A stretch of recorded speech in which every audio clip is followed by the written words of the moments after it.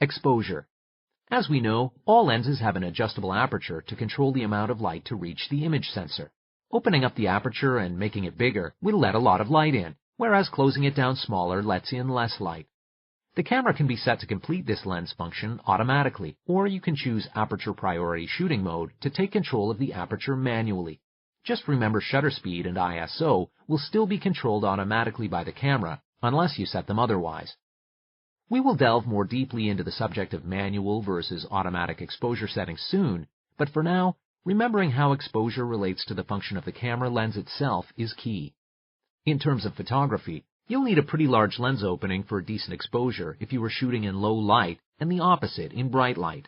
In low light, a fast lens is also handy for freezing moving subjects that might otherwise come out blurry. This measurement of lens aperture is called an f-stop, more casually known as a stop, and it provides an indication to the photographer of how much light is coming through to expose the image sensor. Oddly enough, lower f-stop numbers equal larger lens openings, while higher f-stops indicate smaller openings and less light. Here are the f-stops you will usually see, ranging from the most amount of light to the least: f2, f2.8, f4, f5.6, f8, f11, f16, f22. But remember, the exact numbers associated with this measurement will vary according to the lens. Switching from one f-stop to another increases or decreases the light by about half. So changing a lens aperture of f8 to f11 will let in half as much light, whereas switching from f8 to f5.6 lets in twice the light. A lens can also be set at a partial f-stop that sits somewhere in between two whole f-stops. For example, f6.7 is halfway between f5.6 and f8, so it's known as a half-stop. And to make matters more complicated, some cameras allow you to set increments in between half-stops, such as f6.3, which is a third stop between f5.6 and f8.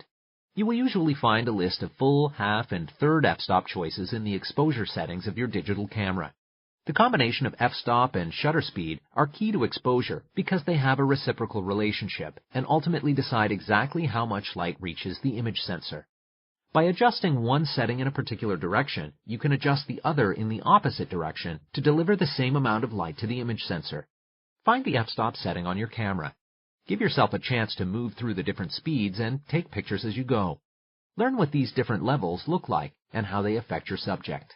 Lenses with large maximum aperture, like f2, are known as fast lenses because they can open wide when you need it. When using a DSLR, fast lenses can make your viewfinder brighter because they are designed to stay at the largest opening until the shutter button is pressed. As you press the button to snap the picture, the lens closes down to the f-stop you chose and then opens back up to its maximum aperture. This makes shooting in low light easier because you can see and compose the picture when you really need more illumination. Slow lenses, on the other hand, have small maximum aperture, like f4, f4.5, f5.6, or f6.3. To manually set your f-stop, you will need to consult your user manual, as it varies greatly among camera types. Angle of view. The view provided by a lens, whatever it sees and captures, is called angle of view, and it relates to the process of magnification. Short focal length lenses have a wide angle of view, so subjects appear further away. But long focal length lenses have a narrow angle vantage point, which magnifies objects and makes them look bigger and closer. This perspective and overall magnification of a given focal length is directly related to the size of the camera's image sensor. For example, a camera with a large, full-frame sensor offers a 45-degree angle of view with a 50mm focal length lens.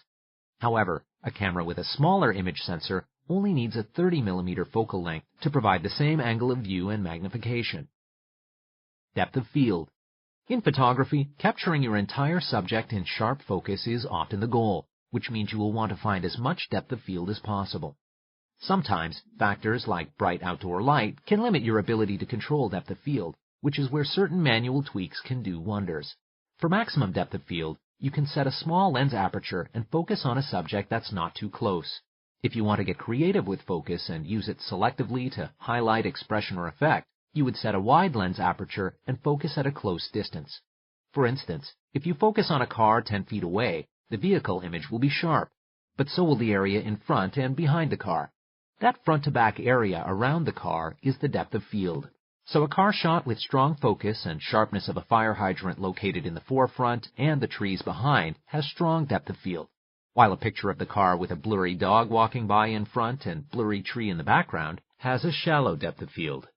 These settings and camera decisions must ultimately find balance with the light you desire in the shot, so you can also rely on ISO settings to give you the exposure you need. Close-up subjects like flowers will typically have shallow depth of field, while landscapes or other distant subjects will contain a lot. If you use a low ISO setting like ISO 100, you will need a wider lens aperture to get enough light, but this may produce shallow depth of field.